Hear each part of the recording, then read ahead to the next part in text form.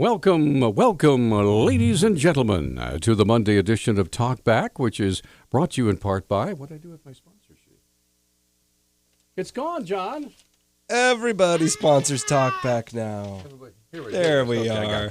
Whew, scared me for a second. All right, brought to you by the Mustard Seed Asian, I should have memorized, actually. Mustard Seed Asian Cafe at Southgate Mall, Kootenai Creek Village, the maintenance-free active adult community in Stevensville, the best of Western Montana living. Dig It Excavating, where they bring 30 years of excellence to your job at 214-4292. Also brought to you by Transport Equipment, your headquarters for RV service, maintenance, and repair, and they do excellent work on your service vehicles. Call 541-9097.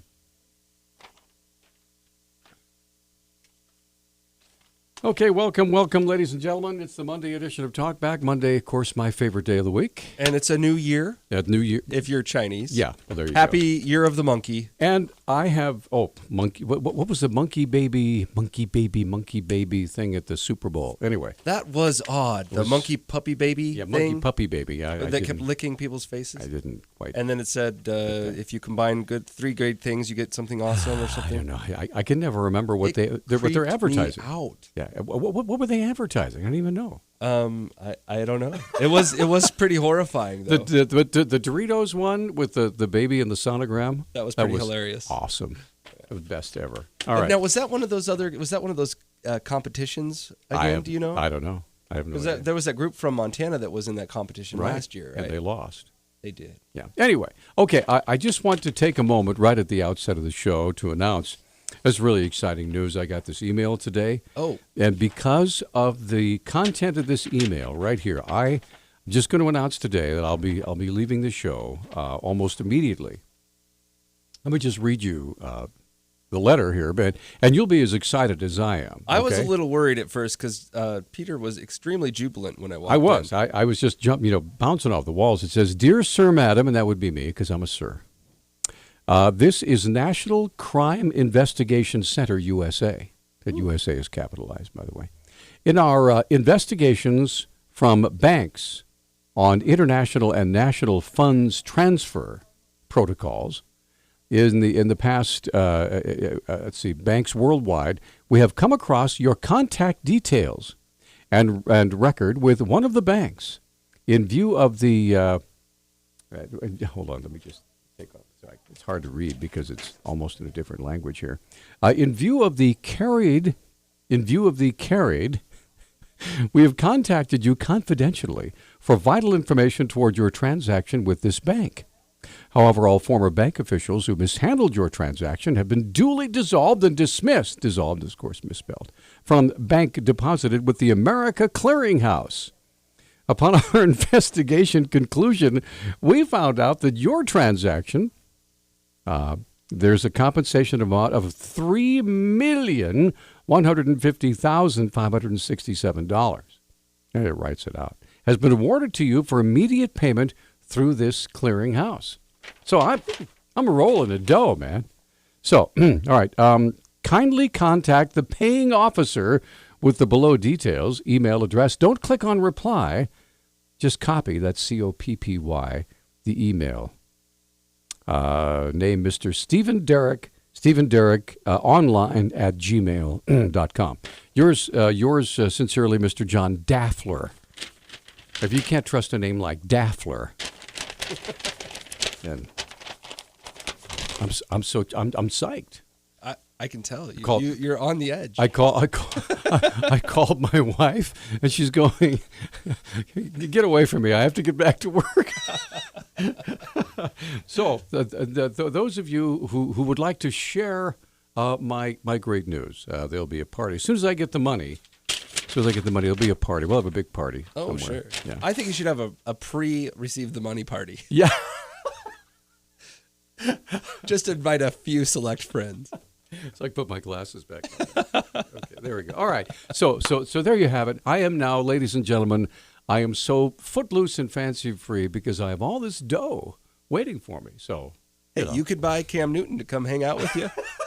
Probably get a discount right now. Well, as long as he brings his own sack lunch. Ooh. Ow! Oh, Oh, did you watch him after the game? I did. Oh my gosh! And of course, at the press conference afterwards, he sat there like a sullen child. He was pretty depressed. He was. Well, of course, he was depressed. But you know, when you are a Super Bowl quarterback, and first of all, you've enjoyed all the press coverage before the game, right? Everybody gave you a chance to do all your thing, and you were doing your Cam Newton thing, whatever that was.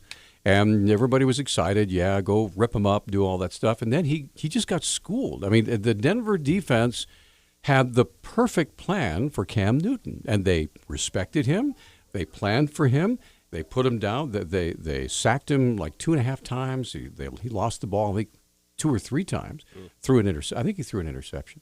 But they just rattled him from almost the first play. And so he comes out, and those of you who didn't have a chance to see it, it's troubling because the gentleman comes out, he's got the hood like he always has on, but he doesn't have his helmet on. So he's sitting there, and he's looking like, and people are shouting questions at him, and he goes, "Just got outplayed." Cam, where's your tail, Cam? Just got outplayed. Yeah, they outplayed us. And then he said, "I don't know what you want me to say," and he got up and he walked out. Yeah. So, but he's 26, so he's a young guy, and obviously hasn't been in that situation, before. Not a lot of 26-year-old men have been in this situation I where they lost a I Super understand Bowl. that, but I would think that one of the things, and again, this is just me, okay? I'm on the periphery of football. I've never was big enough to play it. I would be crushed like a bug. But I do know a little bit about football. And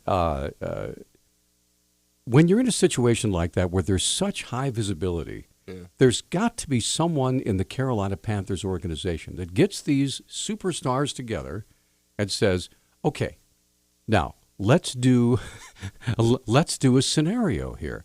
Let's say we win and you go and beat the press. What will you say? Now, let's say we lose and you talk to the press. Here is how you behave. Here's how your demeanor should be. You should be classy. You should say, hey, congratulations to Denver. They earned the win. We're going to come back next year. We're really excited about, all this blah, blah, blah, blah. But none of that. Yeah. But I don't know if they have that class. What? I don't know. Anyway. Yeah, clearly not the class that you're speaking of. Yeah. At least in this situation. Clearly, the young man was very upset and troubled, and you understand that. But unfortunately, when you've got 100 million people watching you perform that way, then you're going to get a lot of trouble. On the other hand, there's a lot of really excited Bronco fans, many of which live in Montana, which, other than the Seahawks, I think Broncos is the number one team for the state, right? Absolutely. 721-1290 is our number, 1-800-568-5309. Now, we're actually up against a break, so if you'd like to comment on that, give us a call, 721-1290. We'd love to visit with you or whatever's on your mind because it's open phones today. And we have a call already. Yes, we do. We're going to get to her in just a moment. So, Susan, hang on. We have 2 lines open. We'll be right back. Oh, that's just mean. All right, 721-1290. Sorry. Okay, all right, let's get to the phones and say hello to our friend Susan. Good morning, Susan. Well, I just want you to know that I really enjoyed Super Bowl yesterday. It was a great game. It was a great game. I'm a Steelers Washington Redskins fan, so nobody was in the game that I was really emotionally tied to, although I was born in North Carolina, so I was raised in Colorado. Wow. But I hate the Broncos. So okay. Consequently, I was rooting because I like turquoise, blue, and black. That was the reason I picked Panthers. Just as rational a reason as any other. Absolutely. Why do you hate the Broncos, though? Why do you hate the Broncos? Because of the orange? Well, I don't know. I think because I hate the color orange. Oh, okay. See, this is just wrong. Well, no, wait a minute. Now, you're a hunter. I know, but I don't like the color orange. It's an icky color. It makes me barf. Hey, you know what, Susan? Wyoming is voting, or they already have, on possibly using hot pink and chartreuse for hunting season. Well, I like that. I love hot pink. So maybe you can sexy. Get some legislator under your belt here in Montana to get that bill up for you. But I understand that there is a codicil underneath that where it says that the chartreuse and pink have to be actually yoga pants. and not just really, and not just okay. But on another lighter note, on another lighter note, and I want to tell you that I have 2 puppies now, because my other 2 precious dogs died on Christmas, which is very sad. Okay. But I have these 2 adorable puppies, and the only voices that they listen to, because you're supposed to keep the radio on to keep puppies soothed. Oh no. Yeah.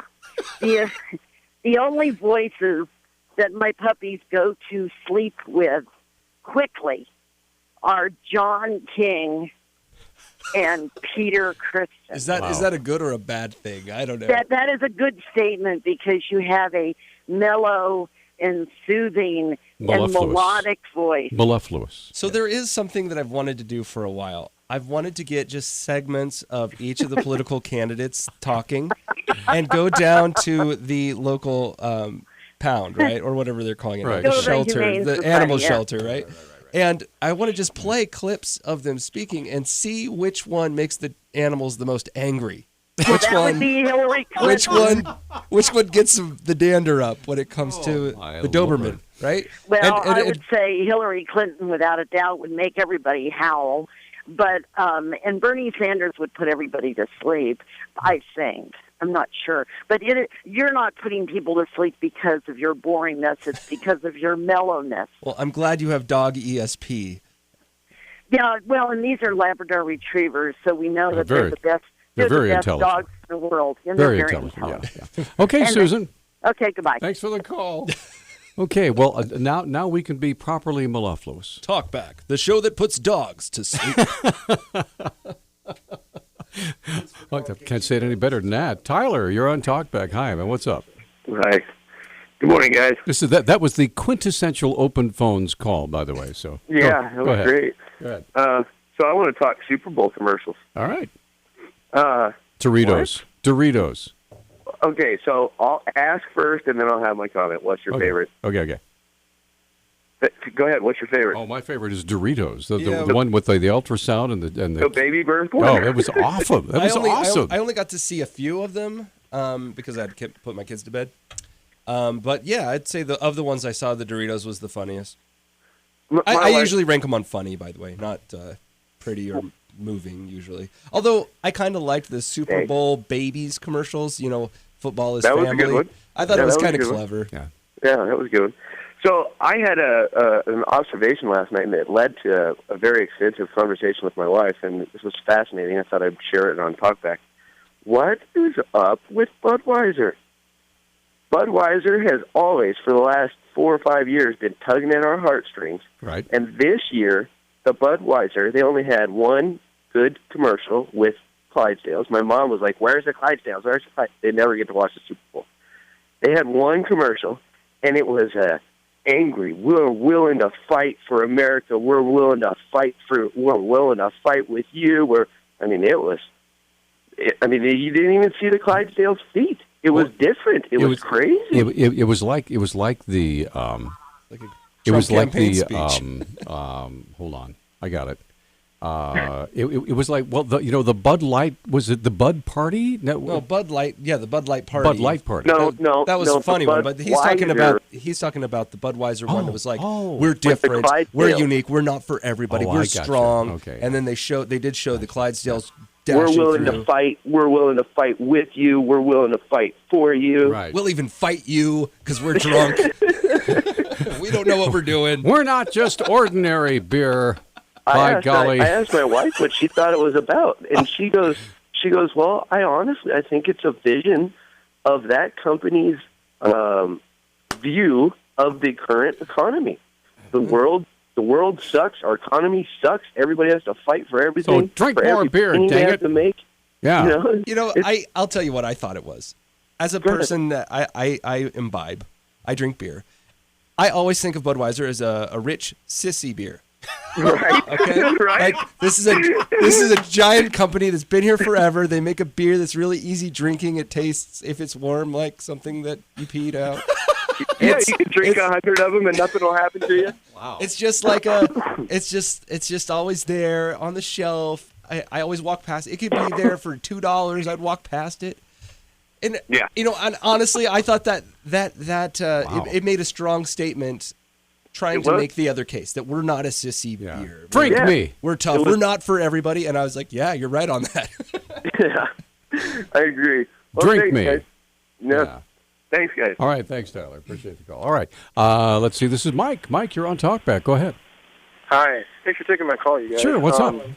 Yeah, the Cam Newton, I never really did follow Carolina all season very much, but I was not impressed with him at all. The way he played the game, when he did fumble near the end, and instead of diving on the ball when it was right at his feet, you could see he kind of stepped away when he saw all these big guys going after him. Now, hold on just a second. Hold on a second, Mike. If you had been pummeled like he had all game long, I would think a little self-preservation might kick in at that point. But at that point, if he had jumped for the ball and grabbed that ball, like it really could have changed the fate of his team. And I think people that were Panthers fans and the other maybe. side felt like this guy just gave up. I suppose. Yep. And then the commercials, to let you know that there's politics still, even at the Super Bowl commercials. Tyler kind of hit on it when you're talking about the Doritos. I guess moments after that ultrasound commercial came on, a pro-abortion group came on and said that they were going to protest or they're going to boycott Doritos because it humanized the fetus. Wow. I couldn't Are believe you it. kidding me? Is that for real? I gotta look this up. Yeah, Google. I don't know, Doritos humanized or something, and it was some abortion group got on there and started complaining about it. So Wow. it may be just an early urban legend, but All right, man. Well, we'll certainly look into that. Thanks so much for the call. Thank you. Have a great day. All right, so we have Dave and another Mike and a line open, 721-1290. It's open phones today, whatever's on your mind. We're got to kick it around the Super Bowl, what happened with Cam Newton, Anyway. Wow. So this is a twit. Yes, that too. It's a tweet from NARAL, Okay. which is the National Abortion Rights Action League. Right. Which is they raise money to get Hillary Clinton in office. They say hashtag not buying it. That at Doritos ad using anti-choice tactic of humanizing fetuses and sexist tropes of dads as clueless and moms as uptight. Hashtag Super Bowl 50. Wow. I just thought it was funny. But, what do I know? Anyway, I guess Is it really a stereotype that we're clueless? Clueless about what? Huh? Really right back. What button do I push here? I don't know. Welcome back to Talkback. Talkback brought to you in part this morning by Bullseye Wear, where they offer some of the lowest prices in town on contact lenses at 2910 South Reserve. Nissan and Hyundai of Missoula under new management offering rebates, discounts, and 0% financing on a huge selection of inventory on Brooks near Southgate Mall, and by Selway Armory on Stockyard Road. More guns and ammo than anyone in Missoula. The best prices in Montana. They are Montana's premier firearms dealer. Got about 2 minutes before our hard break, so let's get back to the phone and say good morning to Dave. Dave, you're on Talkback. Hi. Yeah, may I depart from the Super Bowl? Of course you can. It's open Okay. phones. Go ahead. I have two questions. All right. First is, I wish I'd been able to ask Zinke whatever has become of the impeachment of IRS Commissioner Koskinen. Haven't heard of that darn thing. And the other thing is, does Barry Beach get a new trial or what? He has received clemency, so that means that he's there won't done. be a trial. Yeah. There's no trial. It's like being his sentence was commuted. The only way that there would be a new trial is if there was more evidence found Right. or some really big change of events, like he got caught in another crime or something. How about Koskinen? Have you heard anything about his impeachment? John's looking that up right now. I will check that out for you on the other end of the break. Okay. Thanks, Dave. Okay, thanks. Okay, Bye. appreciate the call. Mike, you're on Talkback. Hi, go. Well, yeah, I love the Doritos. I thought funny, but We have 1 minute. Go ahead. I'm going to tell you one little about Budweiser. Down in 1963 in Gardner, I'm sitting there, and the guy, here's a beer. Okay, now this guy, who bought that? That guy over there. Who's he? He's a Budweiser salesman, and he's adjusting a head on the beer, and he's giving away free beer until he gets a head on that keg of beer adjusted. Needless to say, Budweiser got half a Gardner drunk at the time. It was a really good night at Budweiser's expense there.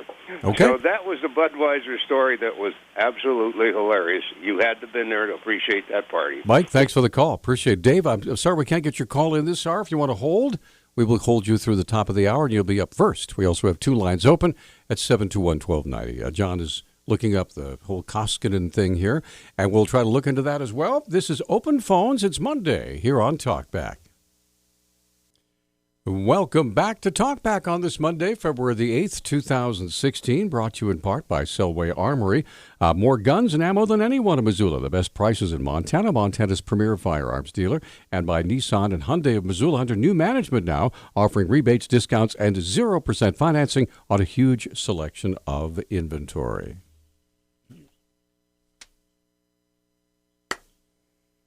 John King over there. I'm Peter Christian. Hello. Hello. Welcome back to Talkback. Yeah. Quick update for Dave. The impeachment of John Koskinen, the head of the IRS currently, after the former one had to plead the fifth and run away for a while, is still alive. If you want to follow it, it's House Resolution 494. Right now, it is in the House Judiciary Committee. It was started in the House, so it has basically all the way to go down the football field, starting on line 1. It really hasn't gone anywhere since October the 27th when it was introduced. So it has to go through a bunch of different, it's got to go to the floor of the House where it will be voted on. And then after that, of course, over to the Senate. Yeah. And then after that to the president's desk where it will be vetoed. Well, and then it's got to go back to the House for a majority vote and then back to the Senate for a majority vote. Well, you have to remember that not only does it have to go all those houses, but it has to go through all the committees.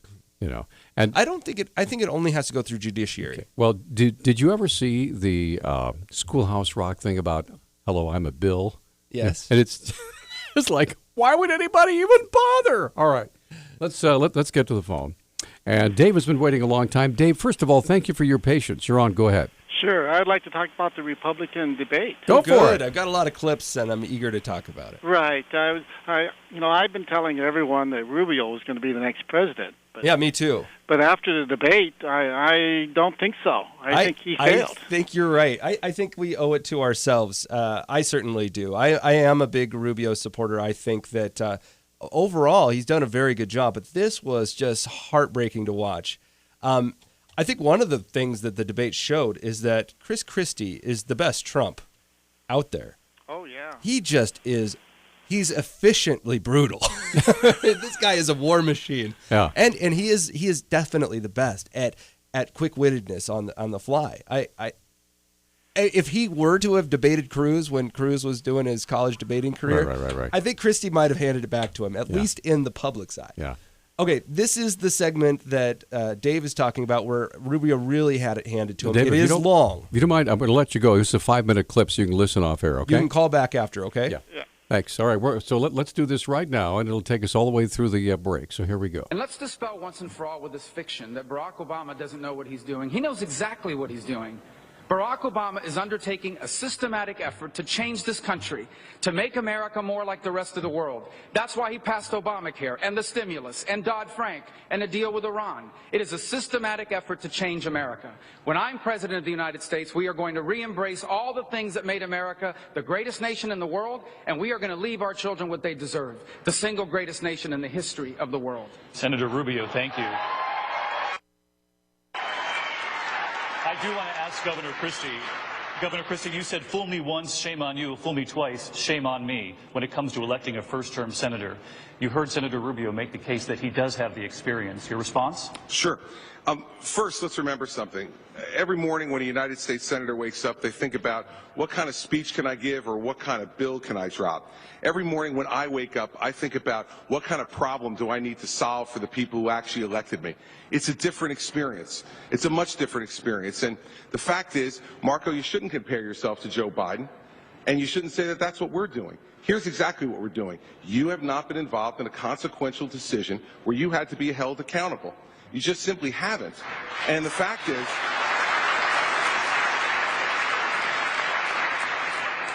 when you talk about Hezbollah Sanctions Act that you list as one of your accomplishments and just did, you weren't even there to vote for it. That's not leadership, that's truancy.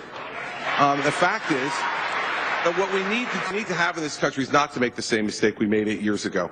Fact is, it does matter when you have to make decisions and be held accountable for them. It does matter when the challenges don't come on a list of a piece of paper of what to vote yes or no every day, but when the problems come in from the people that you serve. I like Marco Rubio, and he's a smart person and a good guy, but he simply does not have the experience to be president of the United States and make these decisions. We've watched it happen, everybody. For the last 7 years, the people of New Hampshire are smart. Do not make the same mistake again. If I may respond, Senator Rubio. Well, I think the experience is not just what you did, but how it worked out. Under Chris Christie's governorship of New Jersey, they've been downgraded 9 times in their credit rating. This country already has a debt problem. We don't need to add to it by electing someone who has experience at running up and destroying the credit rating of the state. But I would add this. Let's dispel with this fiction that Barack Obama doesn't know what he's doing. He knows exactly what he's doing. He is trying to change this country. He wants America to become more like the rest of the world. We don't want to be like the rest of the world. We want to be the United States of America. And when I'm elected president, this will become, once again, the single greatest nation in the history of the world, not the disaster Barack Obama has imposed upon us. Senator Rubio, thank you. I do want to bring in Governor Bush on this. Hold on because one you've second. made this. Excuse me. If you'd like to respond to the economic. Get a chance to respond. You see, everybody, I want the people at home to think about this. That's what Washington, D.C. does. The drive-by shot at the beginning with incorrect and incomplete information, and then the memorized 25-second speech that is exactly what his advisors gave him. See, Marco, the thing is this. When you're president of the United States, when you're a governor of a state, the memorized 30-second speech where you talk about how great America is at the end of it doesn't solve one problem for one person. They expect you to plow the snow. They expect you to get the schools open. And when the worst natural disaster in your state's hit, they expect you to rebuild their state, which is what I've done. None of that stuff happens on the floor of the United States Senate. It's a fine job. I'm glad you ran for it. But it does not prepare you for president of the United States.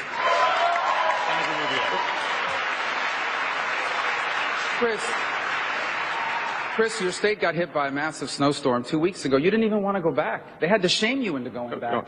And then you stayed there for 36 hours, and then he left and came back to campaign. Those are the facts. Here's the bottom line. This notion that Barack Obama doesn't know what he's doing is just not true. There it is. He knows exactly what he's doing. The memorized 25-second speech. Well, that's the reason why this campaign is so important. Because I think this notion, I think this is an important point. We have to understand what we're going through here. We are not facing a president that doesn't know what he's doing. He knows what he is doing. That's why he's done the things he's done. That's why we have a president that passed Obamacare and the stimulus. All this damage he's done to America is deliberate. This is a president that's trying to redefine this country. That's why this election is truly a referendum on our identity as a nation, as a people. Our future is at stake. This election is not about the past. It is about what kind of country this is going to be. Someone like Barack Obama, a Hillary Clinton, a Bernie Sanders, or anyone like that, our children are going to be the first Americans to inherit a diminished country that will not have Governor Christie, Chris, why don't you know what the shame is? You know what the shame is, Marco? The shame is that you would actually criticize somebody for showing up to work, plowing the streets, getting the trains run back on time, when you've never been responsible for that in your entire life. Okay. He didn't want to go back. And the fact is, I went back, it got done, and here's you didn't want to go back. I went back. Oh, so wait a second. Is that one of the skills you get as a United States Senator, ESP also? Chris, everybody, you said you weren't going to go back. The fact is, Marco, he told everyone he wasn't going to go back, and they had to shame him into going back. And then when he decided to go back, he criticized the young lady, saying, "What am I supposed to do? Go back with a mop? By the way, clean up the flood." It gets very unruly when he gets off his talking. Thank you, Governor. I will mention you. It's your record. It's not a talking point. It's a record. Okay, there you go. Whew. Easily the worst part of any debate for Marco Rubio at the most important time. It was definitely a brutal moment for him. All right, so if you have an opinion, give us a call, 721-1290. Tyler's back. We're going to get him on in a moment. We have 2 lines open, 721-1290, and we're going to come right back. What do you think? How about something like "You're only young once, you could be immature forever"? Sure. I do that all the time. All right, so that's one of my favorites. It's part of my stump speech. We were talking during the debate, about the debate during the break, because Peter had asked me, so have you changed your mind? Is this going to sink Rubio? I think it will hurt Rubio's chances in New Hampshire a little bit. I mean, the big question is, who won that debate, right? If Marco Rubio loses steam, does anyone take up the mantle of the person that's not Cruz or Trump. Well, Chris Christie basically had nothing to lose. It was attack or die. Sure. I mean, Chris Christie is still at 0 delegates. Right. The question is, will he rise up to take the spot? I don't think so. Very unlikely. Yeah. I mean, Trump and Cruz were they hugged during the debate, which was an awkward thing to watch. Really? After all of this fighting back and forth, the really only fighting came between Bush and Trump. Right. You saw all the governors kind of team up and cuddle about how awesome being a governor was, and attack the senators and Trump. The gubernatorial gumbo. Yeah. It was interesting. Typically in elections in America, it's really hard to win if you're a senator. Right. It's really easy to hurt senators. Why? They don't have a lot of power as one voice among many. Right. They have their name on the record for a whole bunch of stuff, whether that be voting present or not. So there's all kinds of stuff you can throw at a senator, which for a governor, they get to say, "Oh, I stood up and I vetoed that bill." There's no veto if you're an individual senator. You could either just say now no hold or on a yeah. second. Wouldn't you say that Barack Obama is the antithesis of that? The fact that the guy that voted present for how many different bills? Well, and that's the way he got out of it. Instead of having to put his name on the line for everything, he just said, "I was there." Okay. All right, let's get to the phone. We have two lines open. 721-1290 is our number, and this is Tyler. Hi, Tyler. Go ahead, man. Hey, guys. So, the Super Bowl, I know we already talked about the Super Bowl. I want to bring up the halftime show, the LGBT Pride halftime show. Okay. Did you guys have a problem with that? You got President Obama's favorite singer who ends the halftime show by turning the stands into an LGBT flag. They did it to the White House. Well, it's just a rainbow. I must have missed that. I didn't get that it was LGBT. I was filling up on chips and dip and what was the name other of the stuff, song they were singing when the LGBT flag hit the stands, John? I don't remember. Yeah, me neither. I don't know the songs. Something about "Let's Change." Go back. I'm not kidding. Go back and listen to it. When you have your eyes open, you see this stuff. It's like, how did Obama get the White House to change colors within 2 hours of the Supreme Court, decision? Because obviously it was a cause he believed in and wanted to support. The same way he rolled back the oceans. He just said, "Let there be lights." Yeah. Okay. So and there was lights. With that said, now moving on. Okay. North Korea fired a long-range missile over the weekend that they claim was a satellite. Right. They were launching a satellite. That rocket flew over Japan. Japan didn't shoot it down because they looked at the trajectory and said, well, it ain't going to hit us. We're not going to shoot it down. They even had their missile defense trained on it, and they decided not to do anything about it. The missile eventually, according to a story that's on Drudge right now, right, I saw that. Flew over the Super Bowl site. Okay, now with that in mind, Tyler. Yeah. With that in mind. Yeah. Do you remember last week? Yeah. When we had the professor on, the history professor from the University of Montana, who talked about North Korea, and he said anytime the North Koreans do something provocative, whether it's a missile launch or an atomic test, there's usually something going on in the world, that there's some sort of special event somewhere. And you were just about to mention that this missile, I believe it flew over the top of the Super Bowl, right? Yeah. Yeah, and we went into the Super Bowl with a credible threat that there was going to be some sort of an attack on the Super Bowl. We didn't do anything. We didn't do anything to that missile. Our government did not do anything to try to stop that. Now, why is that? Do you think they saw the trajectory and said, it's just going into space? Did they really launch a satellite? What's really going on with North Korea? Why didn't anybody in this world do anything to stop their actions?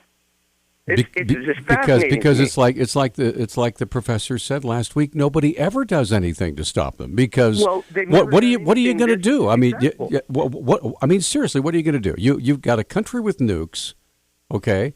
Are you just going to do financial sanctions, or what are you going to do? You've already tried that. No, they really haven't. People are already starving to death. Iran had harder sanctions on it than North Korea does. Okay, we relaxed sanctions way back under Clinton. Okay. Well, our Congress is trying to tighten sanctions, but it's sanctions. Why didn't anybody shoot this thing out of the sky? Well, I can tell you why they didn't shoot it out of the sky. I mean, you don't know what's in that thing. If you're Japan and it's flying over, and usually they do fly right over Japan. Right. Because Korea and the Japanese have a long history of love after the Japanese pillaged and raped everybody in the war, right? Yeah. So they don't have a lot of love for each other, frankly. But North Korea especially doesn't like Japan. And they launched this thing over Japan. If Japan, first of all, it costs a lot of money to use those anti-ballistic missile systems, right? Israel makes the same decision. Israel makes the same decision whenever Hamas launches a rocket in. They don't shoot them all down. In fact, if they judge the trajectory and it's just going to hit the ground and no civilians are going to be injured, they let it go because it's expensive to launch their anti-ballistic missile technology. On top of that, if you hit the missile, even if you're a great physicist, and I know these computers are really amazing at it, they don't know where those pieces are going to fly. And Japan doesn't want to have it land on their, they don't want it to hit Hokkaido or hit a big city.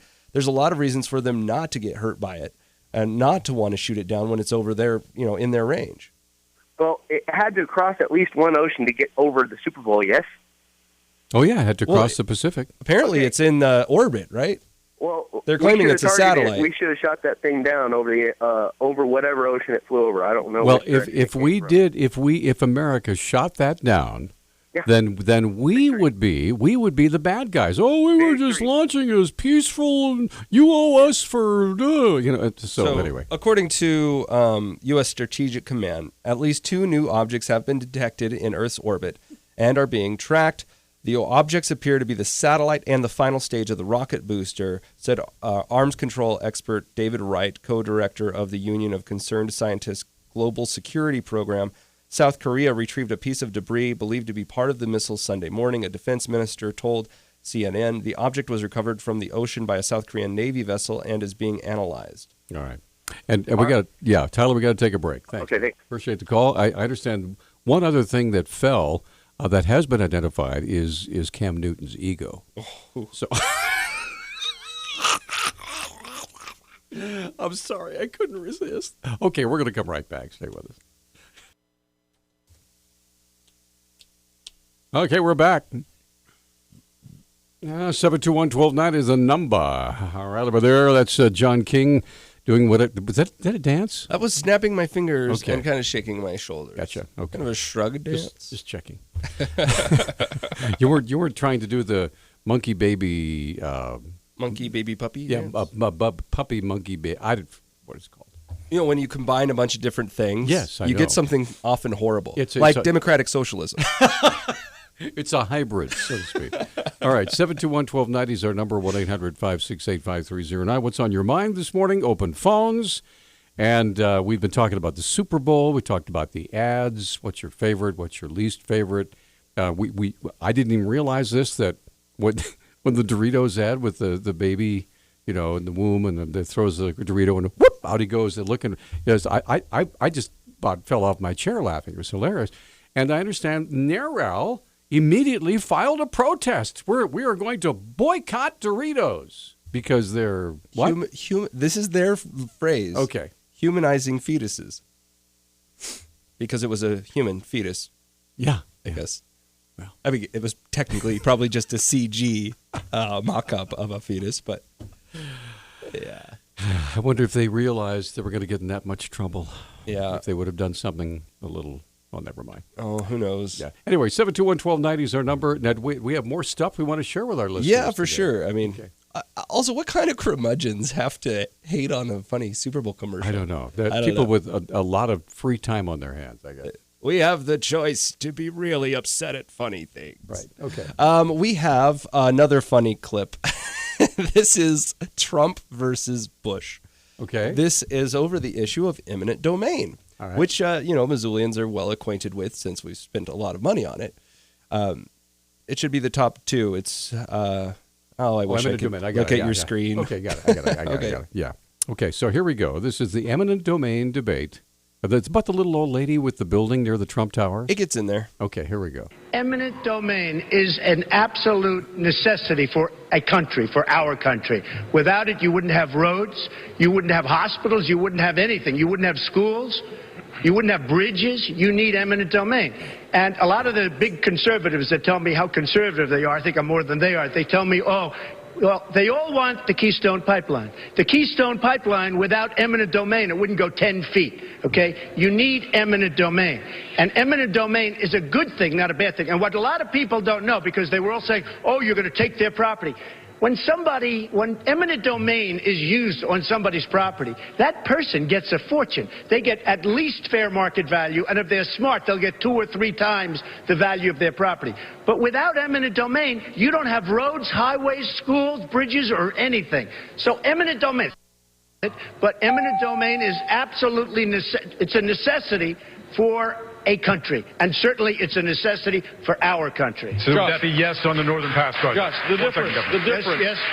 the difference between eminent domain for public purpose, as Donald said, roads and infrastructure, pipelines and all that, that's for public purpose. But what Donald Trump did was use eminent domain to try to take the property of an elderly woman on the Strip in Atlantic City. That you should see Donald's face at this point. That is downright wrong. And here's the problem with that. Right, okay. The problem was it was to tear down. It was to Jeff tear wants down. He wants to be a tough guy. He wants to be a tough guy It was tonight. to tear down I didn't the take house, the property. and the net result was you tried. I didn't and take you the lost property. In the court. The woman ultimately didn't want to do that. That is not true. And the it was simple great that fact I is, didn't. to turn this into a limousine parking lot for his casinos is not a public use. And in Florida, based on what we did, we made that impossible. It is part of our Constitution.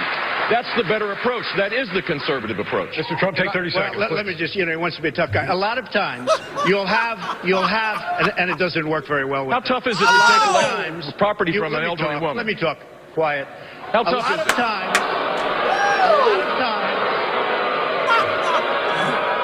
This is where he goes after the crowd. that's all of his donors and special interests out there. So, that's what it is. And by the way, let me just tell you, we needed tickets. You can't get them. You know who has the tickets I'm talking about to the television audience? Donors, special interests, the people that are putting up the money. So it is. The RNC told us we have all donors in the audience, and the reason they're not loving me, the reason they're not loving me is I don't want their money. I'm going to do the right thing for the American public. I don't want their money. I don't need their money. And I'm the only one up here. Eminent domain, the Keystone Pipeline, do you consider that a private job?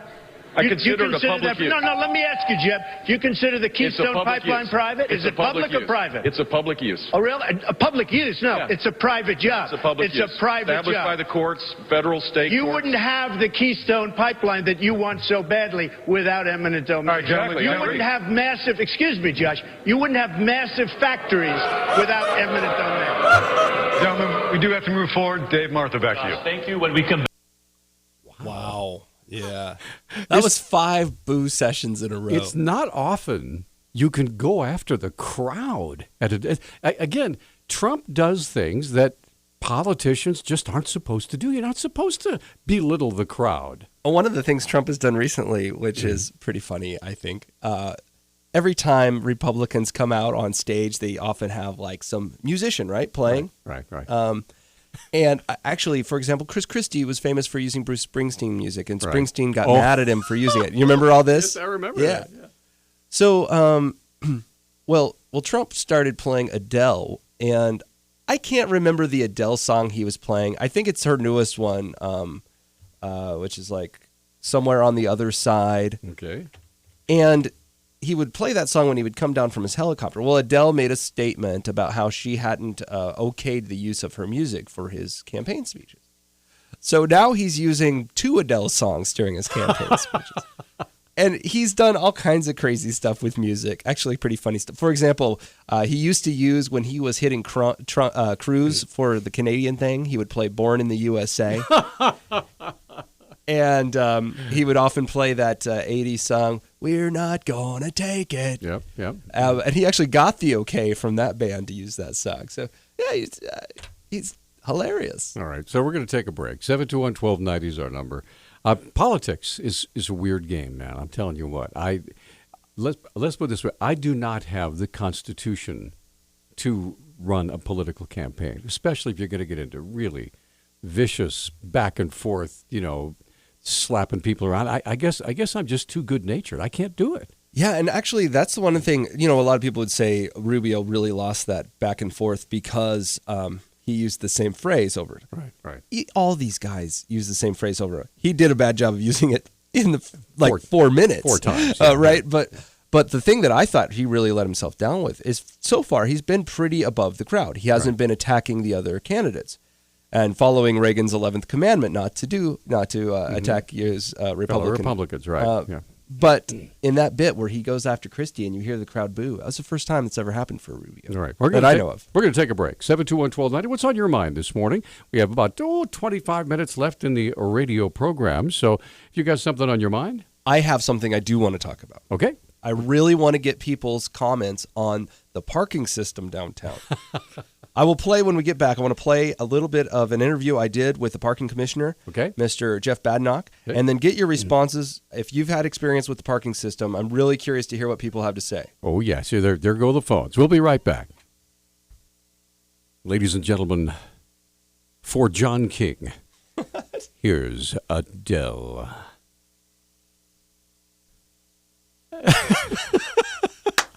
There you go. I'm not sure what kind of music I would use if.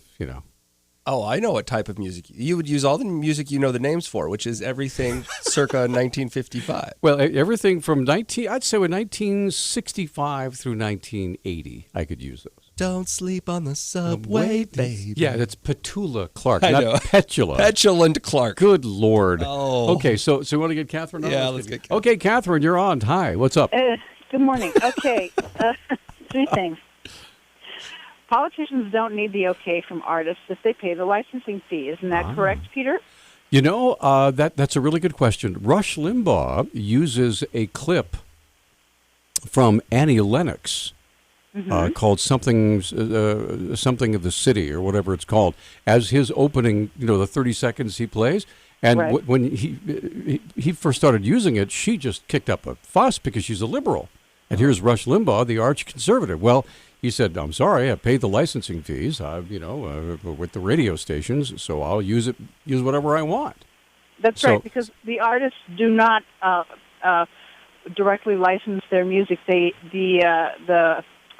site or the organization that it's ASCAP and BMI. Yes. Thank you. Yes. So as long as you pay the licensing fee to them, you can use the music however you wish. Yeah. Now here's the difference. Here's the difference. And this is something that's FC. People wonder why when let's say a business, say ABC Bakery downtown, wanted to use Bruce Springsteen's song about "I love bagels," or you know what I mean? Whatever it might be. They cannot do that because it expressly intimates that Bruce Springsteen endorses that product. Right. Okay. But Trump is not a he's not a product. Business. Right. He is a politician. Right. Political, Exactly. So it's a different thing. Secondly, the pipeline would be owned by TransCanada, which is a private Canadian-owned company. Right. So I don't know if that was mentioned. I didn't catch that. Well, that was Trump's side in the debate, yeah. Right, okay. Third, and this is the main reason that I called, something that is kind of not being talked about and would put a deep freeze on the entire Internet, is the EU High Court in Brussels is looking into criminalizing the use of hyperlinks to news sites or information sites without doing a copyright search for each hyperlink that a website puts in. Wow. So this would effectively shut down the free flow of information across the Internet and would shut out aggregating sites like Drudge, for example, would shut it down. And it would effectively put the whole notion of information under the control of whatever global or national government wanted to do it. That's very interesting. We'll have to look into that. Okay, and I think I sent the link to John. I'm sure. Cool. I usually do. All right. Thanks, Catherine. Sure. Bye. Okay. Take care. Well, we're actually up against a break, so when we come back, we're going to play the clip that John wanted to talk about with Jeff Badnock, who's the acting, by the way. He's the acting parking commissioner. Interim. And he doesn't want the job after this. He told me he's done. Wonder why that is. Although Ann Guest did a great job for, I think, well over a decade. She did a very good job as the parking commissioner. So anyway, it's not so much how you begin, but how you end. I guess right? so. That's how they do it in sports. Well, she's the one that helped put the whole coalition together to get these digital parking meters, and then I'm retiring right as now. they go online. I'll see ya. See you later. I have to go. Well, we're going to come right back. Stay with us. Hey, we're back on Talkback. 721-1290 is our number. That's John King. I'm Peter Christian, and we have a conversation that you recently had with Jeff Badnock, who is the interim parking commissioner, as we just said a few minutes ago. And let's go ahead and get that up here so we can listen to it together. Yeah. Okay, ready? Here we go. One thing that I did notice is that the machine kept spitting out my quarters. Is that something people have experienced? Is that something you guys get complaints about, and is it something that's easy to fix? Yeah, we have had that, and it can happen for a couple of different reasons. One of them is in the new machines, there is a lens that reads the coins that they go by. And we found that under certain conditions, those will fog up. And so when you put your quarter in, it reads them as not having been put in. So we don't keep the coins. We kick them back out. And then in that case, the alternative would be to either go to another Luke machine or use a debit card or credit card and take an hour's worth of time. Now, that problem is diminishing. So it may have something to do with their being brand new, coming out of storage and going into the cold winter environment, and that might have created some moisture inside the units. We're not sure, but it's a very easy fix. We send our maintenance guys out there. They take the coin mechanism and wipe it down, and that seems to fix the problem. Okay, so if we have these problems, we should report them somewhere? Oh, yeah. No, absolutely. What should we do if we have trouble with the machine?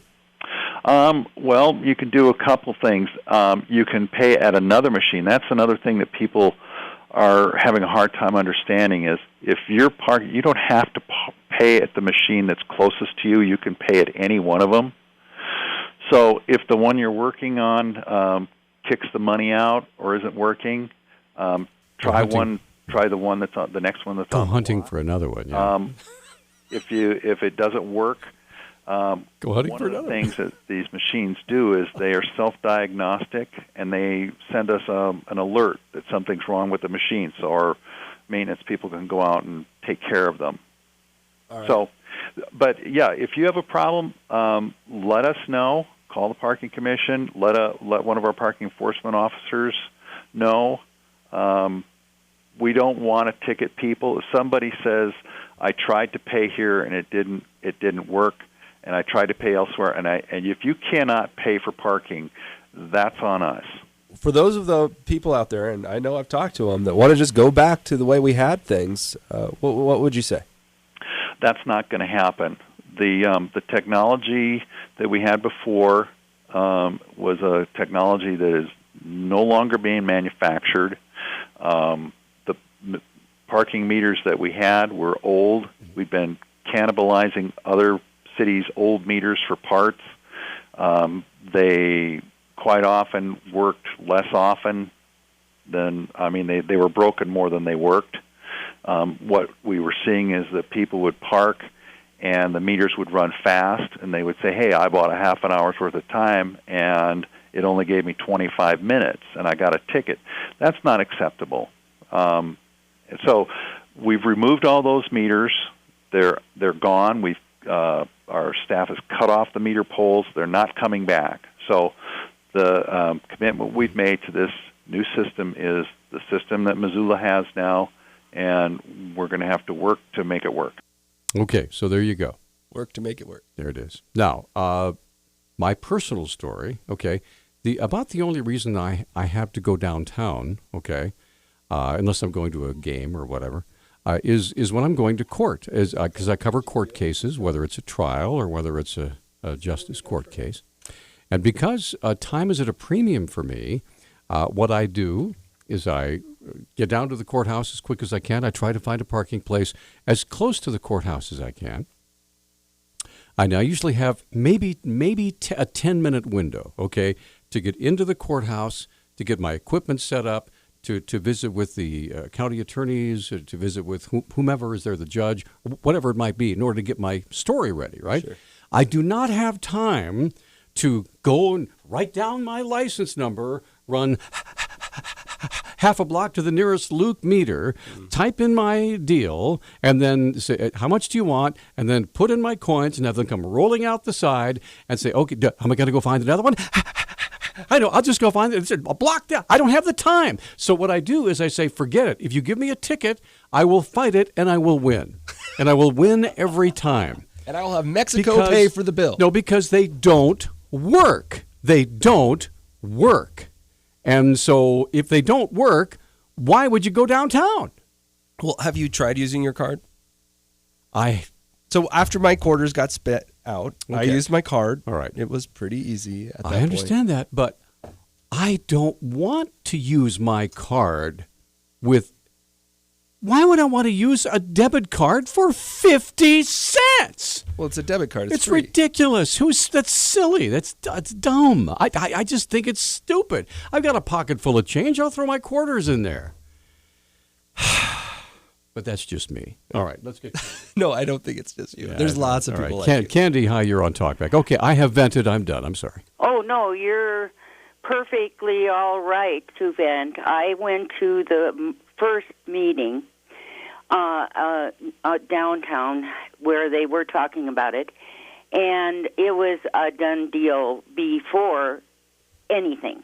Anything. Right. It was a done deal. And then they said they would sell the old parking meters for, collectibles and stuff like that.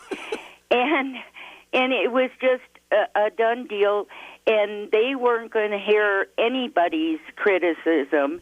I don't know why who have to do that. They have updated regular meters available too from that situation, and to have Jeff Badnock say to me as a citizen, we're not going back, is just abhorrent.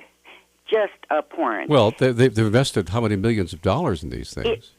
I realize that, and they could have invested way less with putting just updated, technologically fine other meters. It was a shame. Okay. Hey, listen, I'm so sorry. We got to run. We're up against a break. So it is important. Sue, we'll get your call in a minute. The real choice isn't just between Luke and what we had before, right? There's other things on the market. One thing that people have pointed out to me, I don't know if it's 100% true or not, but the advisors on how Missoula was to develop its parking system also sold the Luke system. So you had a little bit of inside baseball going on there? I don't know. We'll be right back. The silky smooth sounds of John King, ladies and gentlemen. Okay. Putting dogs to sleep since 1981. What do you got there? We got some Facebook comments I should go through. Rosemary says, in 2 game interviews after the game, Peyton Manning mentioned he was going to have a Budweiser, not beer. Good plug for Budweiser? Well, of course. Probably. Rena says, a photo came across my newsfeed recently with pictures of wolves stalking the elk herd on Mount Jumbo. Ooh. Interesting. They're not allowed to do that, by the way. Katie also said, Rubio has said that he will keep in place Obama's immigration policies. Well, he hasn't said it in those many words, but I don't know what exactly you're referring to here, Katie. Gloria said, remember to attend the city council meeting tonight during the open comments period and object to the refugee resettlement, which is planned for Missoula. Please write in or call city council members and let them know that this is not in the best interest for the people of Missoula. Elena says, you know that Hillary is in big trouble when the leftist media starts to worry. By the way, Hillary and Bernie nearly tied for national polls within 3 points. National poll. She was 2-1 over him in January. Exactly. Finally, David says, free buses with partners subsidizing. Why don't we have free parking with the downtown partners? Okay, good idea. Sue, good morning. Thank you for holding. You go ahead, please. Good morning. Hi. Hi. Well, I have a story about the parking meters. Go for it. First, I have to say I totally know why Ann Guest appointed my dear friend Jeff Badnock to be the parking commission director because Jeff's a good guy. Interim because he's a great guy. Yeah. He's very calm.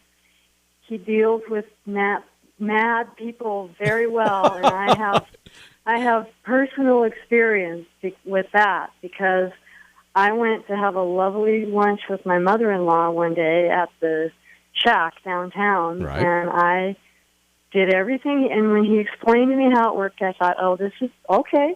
I can do cool." this. I can do so this. I took a picture of my license plate, so I Right. had it on my phone, so I Right. wouldn't have to run and look. And so I put my debit card in. I put my license plate in. I put 1 hour because I didn't think I'd need more than that. So then I put my cell phone number in because he said they'll send you a message to tell you that, you're about to run out of time. So an hour later, I looked at my phone and I'm like, oh, my God, my time is about up. I better add some time. Well, I pushed another hour, and then it told me that my card was declined. Wow. Well, I was really mad because I knew that my card wasn't declined because I just deposited a paycheck. And I had just been at the university, used my debit card there, parked there for an hour, and put it on my debit card, and I was fine. So, I was really upset because I was having a great conversation with my mother-in-law. I didn't want to leave, but I didn't want to get a ticket. So I was going to go to the parking garage, but I couldn't turn left because it's a one-way street. Right. I couldn't turn left on Main. And so I thought, I'll just park there. So I walked down I drove down because I didn't want to get a ticket. I drove down to the stupid thing. Yeah. And I went in there and I told him what happened, and then Jeff walked in. And I looked at him and you could tell I wasn't happy, and Jeff is like Mr. Cool, totally Mr. Cool. And I told him what happened, and he said, I'll get right on it. So he went in to call the credit union, and I got on the phone at the same time to call the credit union to tell them what happened because I knew that I had money in my account. And apparently it was a glitch with the credit unions. I don't know what happened, but all I know is that I did everything I was supposed to do, right. and it's terrible when you get your debit card declined. It's let me tell you, I think the city in the first 3 or 4 months or 6 months of this experiment is going to lose a massive amount of money. Okay, people are just not going to pay. They're not going to feed the meter, and when they get a ticket, they're going to say it didn't work. It didn't work. It didn't work. Right. That's going to be the default deal, and they're going to have to keep accepting that for Lord knows how long. Well, I don't think that many people are going to be that shystery. I will tell you that I really like Ann Guest. I have a lot of respect for her. She's a great woman, but I think it really sucks that she did this and then left it over to Jeff to pick up all the pieces. All right. I will say that. Thanks for the call. We got to run. Okay, Emmett, you have less than a minute. Go. Oh, thanks for taking my call. Yeah, just a quick comment. I don't drive myself. I walk. But I think these parking meters, to begin with, are a regressive tax. I don't think you should have to be taxed to do business downtown or eat at a place.